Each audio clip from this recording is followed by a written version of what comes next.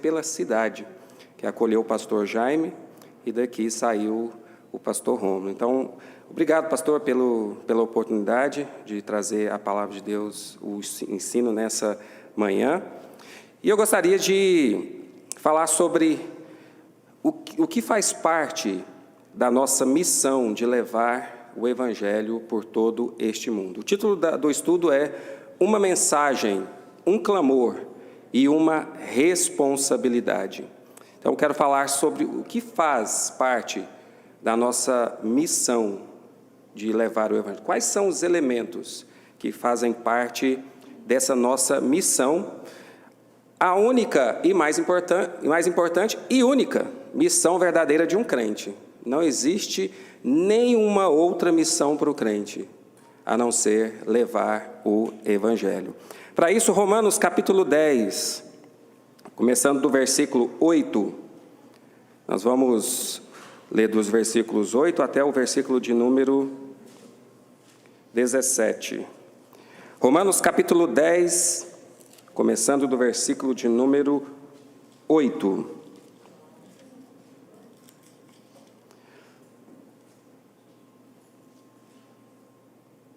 Os irmãos puderem se colocar de pé para que nós possamos ler esse texto.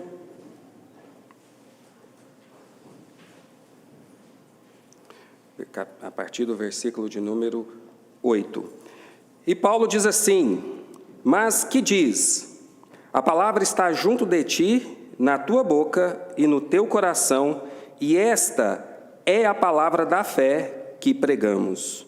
A saber, se com a tua boca confessares ao Senhor Jesus, e em teu coração creres que Deus o ressuscitou dentre os mortos, serás salvo. Visto que com o coração se crê para a justiça, e com a boca se faz confissão para a salvação. Porque a Escritura diz: todo aquele que nele crer não será confundido. Porquanto não há diferença entre judeu e grego, porque um mesmo é o Senhor de todos, rico para com todos os que invocam. Porque todo aquele que invocar o nome do Senhor será salvo. Como, pois, invocarão aquele em que não creram? E como crerão naquele em que não ouviram? E como ouvirão, se não há quem pregue? E como pregarão, se não forem enviados? Como está escrito: quão formosos os pés dos que anunciam o evangelho de paz, dos que trazem alegres novas de boas coisas. Mas nem todos têm obedecido ao evangelho. Pois Isaías diz: Senhor, quem creu na nossa pregação? De sorte que a fé é pelo ouvir, e o ouvir pela palavra de Deus. Amém? Amado Deus e eterno Pai, nós somos gratos ao Senhor pelo grande privilégio de poder acordar nessa manhã. Se isso aconteceu, é a renovação da misericórdia do Senhor nas nossas vidas que nos ajudou e nos dá esse privilégio de estar na casa do Senhor nesta manhã. Em uma igreja que tem honrado e glorificado o nome do Senhor. Mais um ano em que o Senhor tem tido misericórdia também e abençoado e feito com que essa igreja seja um instrumento de salvação, transformação, crescimento. Em nome de Jesus, nós ainda continuamos clamando a misericórdia do Senhor, para entender a palavra do Senhor, para absorver, para mudarmos as nossas vidas. Nós dependemos do Teu Espírito Santo nos auxiliando, para que nós possamos entender a palavra do Senhor nessa manhã. Então, eu peço por esse momento, e cada classe, cada professor, que o Teu Espírito Santo nos auxilie, para que nós possamos, meu Pai, sair daqui acrescidos da palavra do Senhor. É o que eu peço em nome do Senhor Jesus Cristo. Amém. Os irmãos podem se sentar. Muito bem, nós temos aqui neste texto, um contexto onde o apóstolo Paulo, escrevendo aos crentes da igreja de Roma, ele começa a aplicar àqueles crentes os resultados de uma longa explanação que ele vem fazendo nos capítulos anteriores. Então, antes do capítulo 10, aqui também faz parte disso, ele está boa parte dos capítulos falando da justificação pela fé. esmiuçando o assunto, repetindo algumas coisas, para que aqueles crentes pudessem entender o que é a justificação pela fé. E o motivo que aquela igreja ela era composta por crentes gentios e judeus. E aquela igreja tinha se convertido e estava, apesar de ser uma grande referência, Paulo fala que o testemunho daquela igreja estava rodando a região naquela época. Mas eles não tinham tudo o que nós temos pronto ainda na palavra de Deus. Então Paulo escreve para dar várias instruções. E Paulo, ele prioriza ali nos primeiros capítulos a justificação pela fé. E o motivo é que naquela igreja, tendo judeus convertidos, eles ainda tinham alguns problemas no entendimento da justificação pela fé, na salvação, na graça. E eles confundiam ainda salvação versus religião. Eles ainda estavam presos a algumas questões religiosas do judaísmo.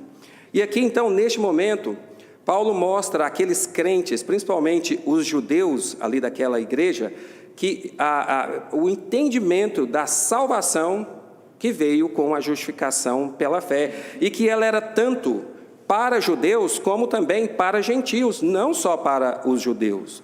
Ao mesmo tempo, ele mostra para aqueles crentes daquela igreja que a justificação já tinha sido alcançada por eles, e agora outras pessoas em outros lugares poderiam e deveriam ser alcançadas também com a salvação através de Jesus Cristo. Não só aquela região, mas o mundo inteiro deveria ser alcançado pela justificação através da fé. Ao mesmo tempo, ele exorta os crentes a entender que o evangelho deveria ser espalhado pelo mundo inteiro simultaneamente, através da própria igreja, em que eles estavam também. Eles tinham o dever de alcançar todo mundo com o Evangelho. E ele continua, da mesma forma que ele vai dando todos esses ensinamentos, ele mostra que Deus havia separado o povo dele, chamado povo dele, os judeus, para espalhar o Evangelho. Mas aquele povo falhou. E ao falhar, ao não crer em Cristo, a não assumir o seu papel, Deus então levanta outro povo para que pudesse então cumprir o seu papel, que agora sim é a igreja, iniciada lá em Atos capítulo 2. Então Paulo faz toda essa explicação, porque os crentes ali, principalmente os judeus crentes da igreja de Roma, apesar de terem sido alcançados pela graça, justificados pela fé, eles ainda não tinham essa total compreensão da responsabilidade deles de levar o evangelho a toda criatura. Mas quando nós colocamos os olhos neste texto, e nós olhamos o nosso contexto, depois de muitos séculos, será que nós não estamos como os crentes judeus, sem entender a nossa responsabilidade de espalhar o evangelho também? Então, meus amados, Paulo ficou registrado, porque não era somente para os judeus da igreja de Roma. Essa responsabilidade foi transmitida através dos séculos e chega ao nosso dia. E nós continuamos com a mesma responsabilidade de espalhar o evangelho por todo este mundo. E nós precisamos nos perguntar, nós também não estamos sem entendimento da nossa missão de pregar o evangelho? Paulo aqui está tentando mostrar aos crentes judeus da igreja de Roma quais eram os elementos que faziam parte daquela responsabilidade, daquela missão de cumprir a grande comissão que Jesus Cristo deixou. Ele estava conscientizando aqueles crentes do seu papel. E mais uma vez, mais uma pergunta: será que nós do século 21 temos essa consciência do nosso papel de espalhar o evangelho por todo este mundo? Então eu gostaria de mostrar neste estudo quais os elementos fazem parte desta missão de levar o evangelho a toda criatura.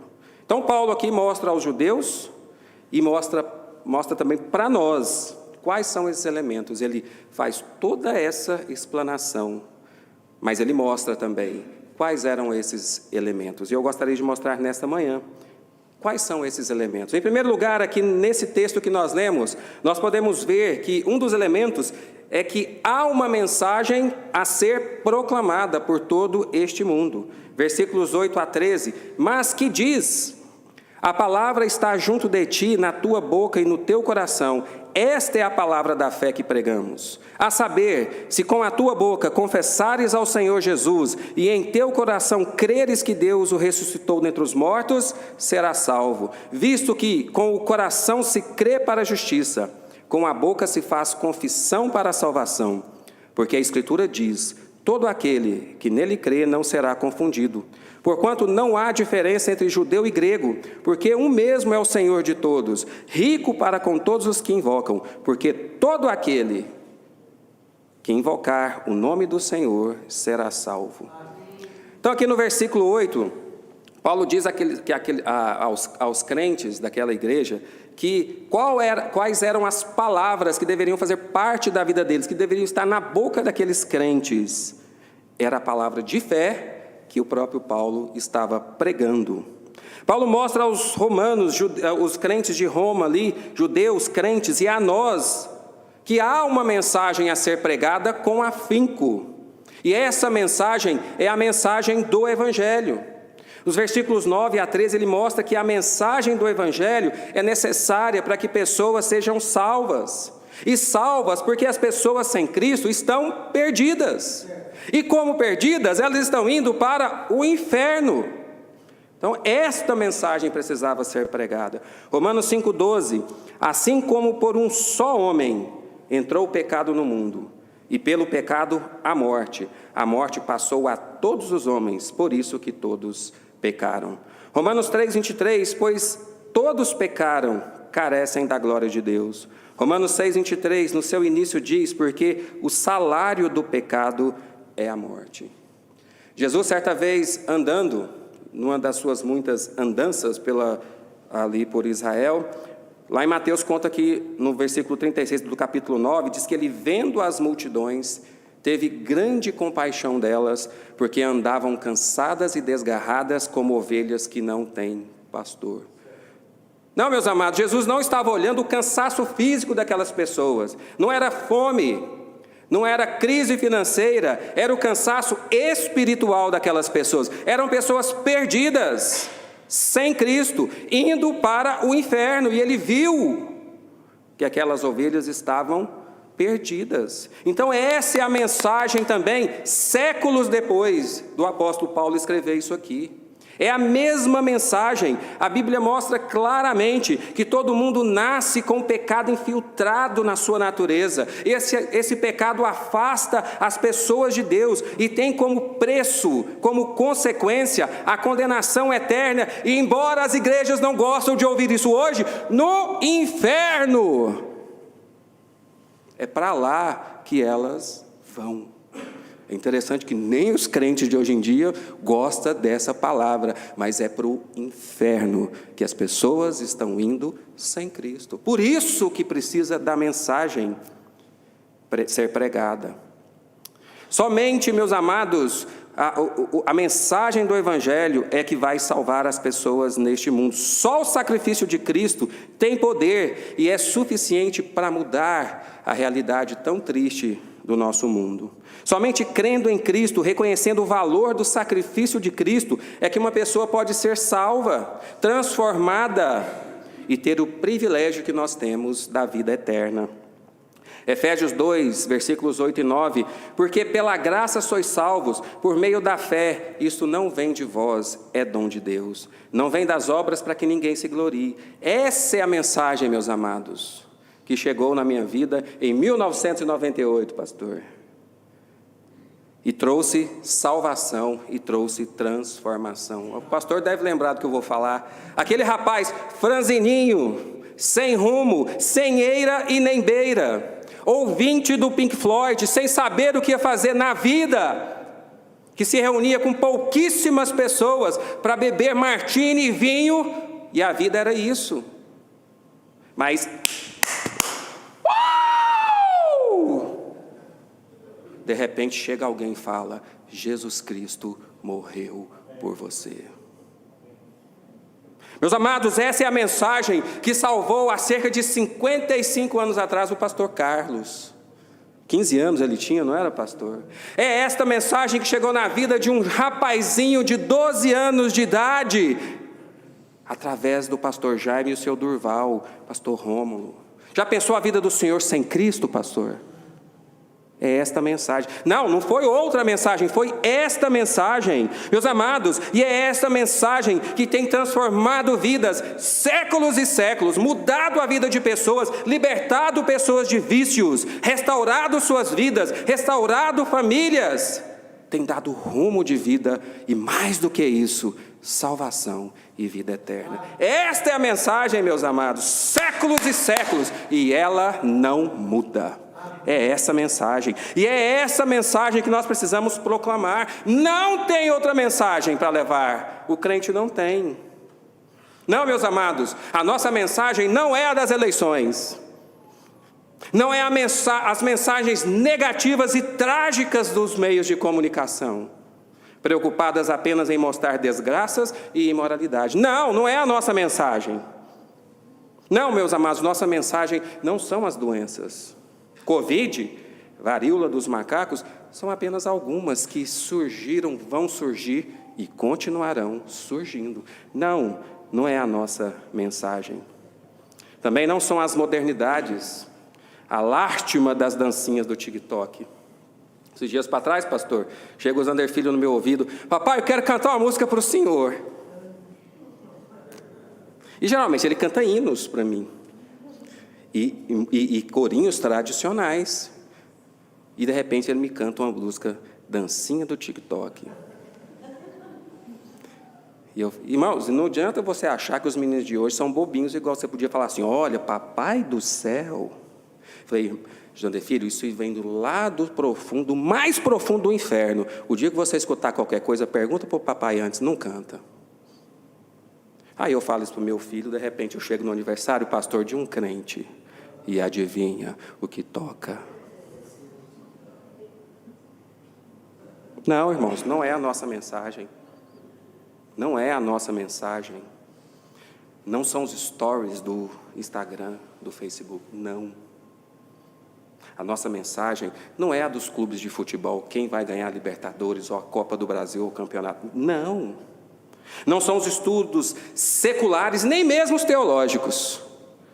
É o Evangelho, a nossa mensagem. Séculos, irmãos, após séculos, esta é a mensagem. Meus irmãos, nós estamos antenados, conectados, sintonizados, plugados em assuntos inúteis dos nossos dias. Estamos nos desconectando, tirando os nossos plugs do que é espiritual, do que é o que Deus realmente quer para as nossas vidas e realmente agrada a Deus. Então, o primeiro elemento importante para cumprir o nosso papel, a nossa missão, é levar a única mensagem importante deste mundo, o Evangelho.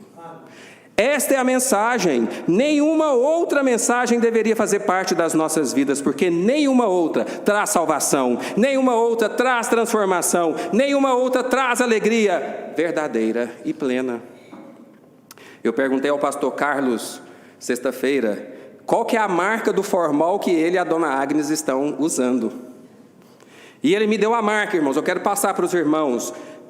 A formulação perfeita, correta, que faz os efeitos corretos. A melhor marca do mercado.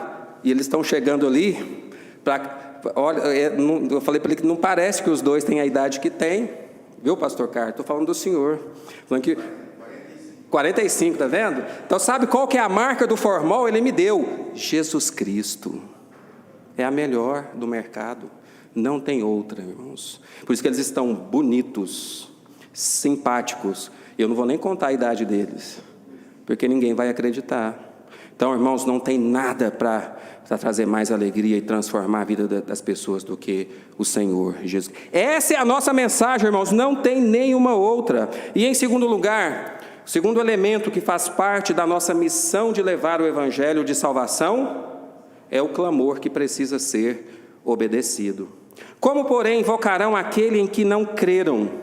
E como crerão naquele de quem nada ouviram? E como ouvirão se não há quem pregue? E como pregarão se não forem enviados? Como está escrito, quão formosos são os pés dos que anunciam as coisas novas de salvação. Paulo mostra aos romanos, nos versículos anteriores, só há uma forma de ser salvo. Nós acabamos de ver, através do Senhor Jesus Cristo. Esta é a mensagem, que eu frisei bastante também nesse momento. E diante da mensagem, Paulo agora vai mostrar para aqueles crentes, versículos 14 e 15, que a transmissão desta mensagem de salvação ficou a cargo das pessoas que já foram salvas. Não tem como alguém ser salvo se não ouvir. Para que as pessoas ouçam, alguém tem que pregar. Não tem como alguém pregar se a pessoa não for enviada. Alguém precisa fazer esse papel. Pregar engloba aquilo que nós chamamos de a grande comissão, que é a pregação do Evangelho pelo mundo inteiro e simultaneamente, ao mesmo tempo. Então, pessoas que são comissionadas, que recebem uma missão e executa com urgência, diligência e excelência. Vou repetir de novo, irmãos.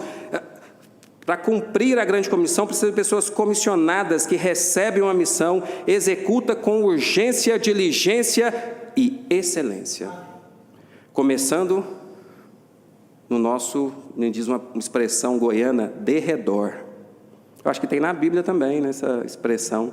E espalhando simultaneamente por todos os continentes, povos, tribos, nações, ilhotas, ilhas, por todos os lugares. Atos, capítulo 1, versículos 7 e 8, e disse-lhes, não vos pertence saber os tempos ou as estações que o Pai estabeleceu para o seu próprio poder, mas recebereis a virtude do Espírito Santo que há de vir sobre vós, e ser-me-eis testemunhas, tanto em Jerusalém, como em toda a Judeia e Samaria, até os confins da terra. Jesus, lá em Mateus 28, versículos 18 e 19, disse, e chegando-se, Jesus falou-lhes, dizendo, é-me dado todo o poder no céu e na terra, portanto, ide, fazei discípulos de todas as nações, batizando-os em nome do Pai, do Filho e do Espírito Santo. Essa é a mensagem da grande comissão, e não se limita apenas aos primeiros discípulos do Senhor Jesus Cristo, ou ali no começo da igreja. Ela foi estendida a nós. As pessoas só serão salvas se ouvirem a mensagem de salvação, e ouvirão através de nós, crentes em Cristo Jesus. E como ouvirão no mundo inteiro ao mesmo tempo? Começando individualmente por nós, eu lá em Goiânia e os irmãos aqui em Ribeirão Preto, no nosso mundo ao nosso redor.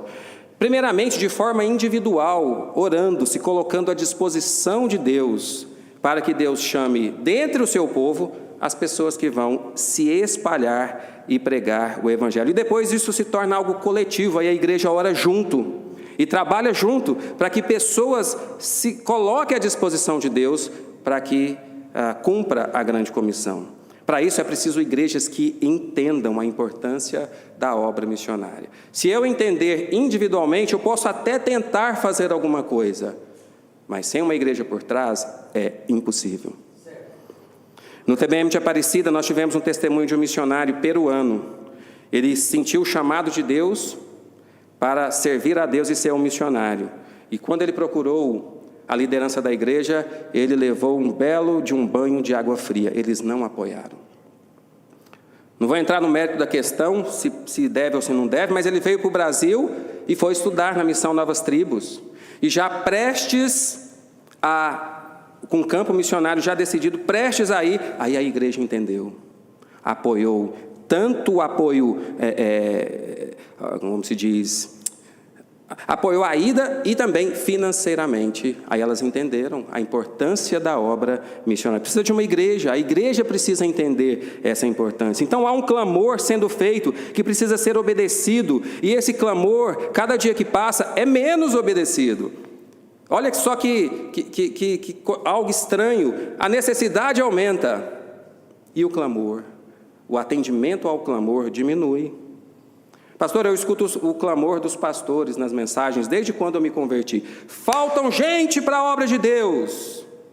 E passam missionários em conferência, faltam obreiros. Mas sabe uma pergunta que eu faço para o senhor fazer na reunião de pastores? O que os filhos dos pastores estão fazendo?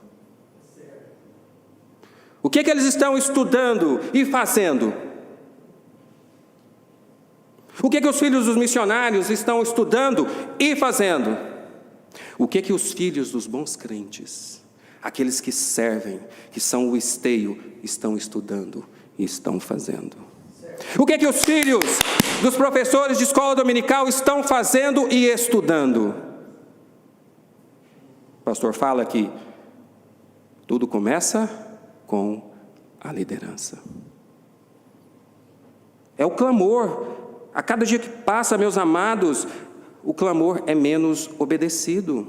O rei Agripa, certa vez, disse a Paulo que as muitas letras o fazia delirar. Ele achou que Paulo estava delirando, porque Paulo falava com tanta convicção daquela história que parecia fictícia, parecia que Paulo estava delirando. E sabe o que eu tenho observado ao longo dos anos como convertido? Isso acontecendo de forma negativa.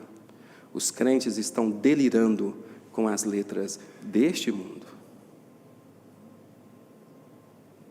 As letras deste século têm feito as pessoas delirarem e colocado as suas convicções em muitas coisas que não serão levadas no caixão. Em pouco tempo, meus amados, pastor, leva para os pastores, em pouquíssimo tempo, nossas igrejas não têm pastores, não têm professores, não têm missionários no campo. Porque teremos crentes diplomados demais, mas servindo de menos. Assistindo o programa Shark Tank, acho que os irmãos já devem ter visto no canal Sony, eu vi uma realidade insana dos nossos dias, que infelizmente está nos atingindo. É um programa do canal Sony, onde as pessoas têm um negócio e elas se apresentam para milionários, e se aqueles homens e mulheres gostarem do negócio, eles investem, colocam dinheiro naquele negócio. E na versão americana eu estava assistindo, eles fazem um filme contando a história da pessoa, apareceu um homem e mostrando a história, o negócio dele, e ele disse que ele estava preocupado, ele queria ver a sua empresa crescendo, ele queria um Shark como sócio, porque ele não sabia como que ele iria pagar a faculdade do seu filho. E eu pensei, vai aparecer um rapazinho aí de 13, 14 anos, 10... Irmãos, e quando apareceu o filho, num carrinho de bebê, 6 meses de idade, e o homem preocupado, como que ele iria pagar a faculdade do seu filho. Olha que vida miserável dos nossos dias. Preocupado, uma criança de 6 meses. Meus amados, eu jamais vou perder tempo de noite preocupando o que meu filho vai ser, o que ele vai estudar, onde vai estudar. As minhas noites de sono, as minhas preocupações estão concentradas em que o meu filho vai ser como crente, se vai ter caráter cristão, se vai ser um bom homem, se vai ser um bom pai, se vai ser um servo do Senhor, se vai ser dizimista, contribuinte de missões. O resto eu não estou preocupado. Jamais vou perder minha noite de sono com que curso meu filho vai fazer neste mundo. Não me interessa.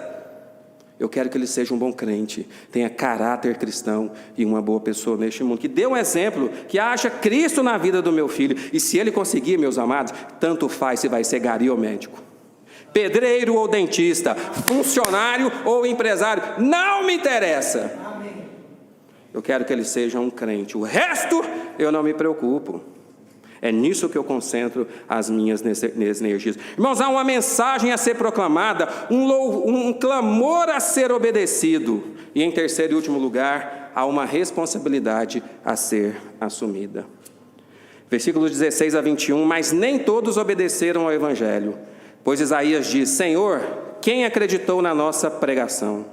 E assim a fé vem pela pregação, e a pregação pela palavra de Cristo.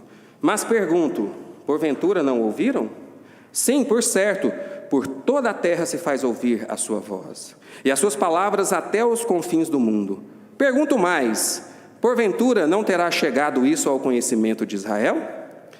Moisés já dizia, eu vos porei em ciúmes com um povo que não é nação.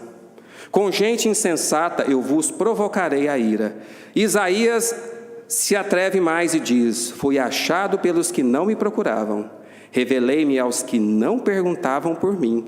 Quanto a Israel, porém, diz: todo dia estendi as minhas mãos a um povo rebelde e contradizente. Nessa parte, Paulo está mostrando aos judeus crentes daquela igreja que a missão de levar o evangelho seria deles, ali, judeus também. Mas ele mostra que, como nação, como povo de Deus, Israel falhou. Era deles como crentes, mas como nação, Israel falhou em propagar, em ser um instrumento de propagação. E esse povo, então, o povo escolhido foi a igreja para substituir os judeus. Os judeus falharam e Deus chamou a igreja. E eu pergunto, pastor, e se nós falharmos, Deus vai chamar outro povo? Não. Não, meus amados, Deus não vai chamar outro povo. Se a igreja falhar, e tem falhado, almas irão para o inferno. E nós, do nosso século, temos falhado. Para que a obra missionária seja feita, é preciso então assumir esta responsabilidade de proclamar a mensagem do Evangelho por este mundo. É para mim individualmente e depois estendida à igreja. Nós temos que assumir essa responsabilidade. É a nossa missão, meus amados, e Deus não vai substituir a igreja. Então a obra missionária é feita assumindo a responsabilidade individualmente, por mim, orando, crescendo espiritualmente na palavra de Deus, e depois coletivamente, juntos, todos nós crescendo e orando e crescendo na palavra de Deus. Isso é feito de forma teórica. Assumir essa responsabilidade é feito de forma teórica. Uma vez que nós aceitamos a Cristo, nós vamos ler a palavra de Deus. Teoria. Vamos ouvir as mensagens, estudos, através dos nossos devocionais, nós vamos nos encher de informação. E, muitas vezes, através de um instituto bíblico ou uma faculdade teológica. Mas isso acontece de forma prática, depois da teórica, é nos colocando à disposição da nossa igreja local. Primeiro no evangelismo pessoal, depois no evangelismo coletivo da igreja, com o nosso testemunho, de forma eclesiástica, em todos os programas da igreja de evangelização, através do serviço cristão, do mais simples ao mais complexo. É assim que nós assumimos a nossa responsabilidade. Porque assim, meus amados, nós vamos tendo um entendimento e nos tornamos instrumentos. Isso vai se expandindo. Olha só, o missionário sai lá dos Estados Unidos e vem para o Brasil e ganha várias pessoas, uma delas o pastor Rômulo, que vai para Goiânia. E agora quantas igrejas, pastor? 5? 6? Começou individualmente com uma pessoa lá nos Estados Unidos, que já tinha começado com outro individualmente, que já tinha começado com outro individualmente. Mas olha o resultado. Eu estou aqui no púlpito hoje por causa de uma decisão individual, que depois se tornou coletiva, porque a igreja apoiou, e a igreja apoiou, e a igreja apoiou, e isso vai se expandindo. Então é feito de forma individual. O sustento dos missionários é feito de forma individual, primeiramente. Eu tomo a consciência, eu oferto, entrego isso na igreja, e isso coletivamente é enviado. E os missionários são abençoados lá no campo. Paulo diz no versículo 16, mas nem todos obedeceram ao evangelho, pois Isaías diz, Senhor, quem creu na nossa pregação? Meus amados, não só os judeus falharam, mas nós nos nossos dias temos falhado em levar o evangelho a todas as nações. Esses dias para trás eu estava conversando com um pastor da Igreja Batista da Convenção, e eu perguntei, existe uma Igreja Batista da Convenção em cada bairro de Goiânia? Não. Em cada cidade do estado de Goiás? Não. E os batistas independentes já alcançaram o Brasil, pastor? Não. Temos falhado em sermos testemunhas no nosso bairro, na nossa cidade, no estado de Goiás, na Ucrânia, na Rússia, na Eslovênia e assim por diante. Eu tenho falhado em alcançar os goianos, e aqui nós temos falhado em alcançar as pessoas de Ribeirão Preto. E como medir nossa falha? É simples. E é uma pergunta básica. Você responde para você mesmo. Qual foi a última vez que você evangelizou? Vamos mudar a pergunta: quantas vezes você já evangelizou? Vou piorar a pergunta: você já evangelizou? É assim que a gente mede. Como medir que estamos falhando? Se Deus quiser usar o seu filho na obra missionária ou na igreja, e se Deus quiser usar você, será que nós estamos prontos para deixar Deus nos usar, para que possamos ser instrumentos, ou outras coisas têm consumido mais a nossa energia? Sabe como nós falhamos também, irmãos? Quando nós imitamos este mundo, as suas práticas, tudo que as pessoas estão fazendo. Quando planejamos para os nossos filhos que eles tenham apenas profissões seculares e não se tornem instrumentos na obra de Deus. Certa vez, discipulando um rapazinho, o pastor deve se lembrar dele, Juan. Perdemos esse rapaz, que lástima. Nunca vou me esquecer do Juan. Igual eu, magrelinho, desengonçado, do mesmo jeitinho. E ele disse: Zander, eu não sei se eu quero ser médico ou pastor. E eu perguntei: o que te impede de ser um médico pastor ou um pastor médico? Na cabeça dele podia ser apenas um. Então, nós não estamos cumprindo a nossa parte. E como nós podemos medir que nós estamos falhando financeiramente para missões? Você contribui para missões? Se não contribui, realmente é falta de dinheiro ou será que é falta de visão? Eu te garanto, meus amados, com todas as letras, quem não contribui para missões, não contribui, não é por falta de dinheiro, é por falta de visão. Como medir isso? Meus amados, nós estamos na geração da Netflix, da TV a cabo, dos dados móveis para o celular, para a estética exagerada, para o culto ao corpo, para os sapatos e roupas caríssimas, para a Coca-Cola que não faz bem para ninguém, mas está na nossa geladeira o tempo todo, para o lazer voltado para este mundo. E que lástima, pastor, até cerveja tem feito parte da vida dos crentes de hoje em dia. Certa vez eu estava no supermercado e vi um pastor que eu conheço, não é do nosso meio, e eu fui para o caixa, me deu um clique, falei: não vou. Se ele me vê, eu cumprimento. Se ele não vê, eu fico para trás. E quando eu cheguei, ele já estava com as compras, e adivinha o que tinha na sacola dele, pastor? Garrafinhas verdes da Heineken. Irmãos, desculpa a expressão, que vida miserável dos crentes de hoje em dia. Não é falta de dinheiro, é falta de visão. E as almas, meus amados, estão aí, desgarradas. A obra missionária se faz com elementos importantes: a mensagem a ser pregada, o clamor a ser obedecido e uma responsabilidade a ser assumida. A mensagem é essa, nenhuma outra, irmãos. Que Deus tenha misericórdia de nós e faça de nós instrumentos de pregação do Evangelho, porque se falharmos, Deus não vai levantar outro povo. Conheça a mensagem que Deus tem para espalhar, obedeça o clamor que Deus tem feito diante da mensagem e assuma a sua responsabilidade de pregar o Evangelho. Que Deus nos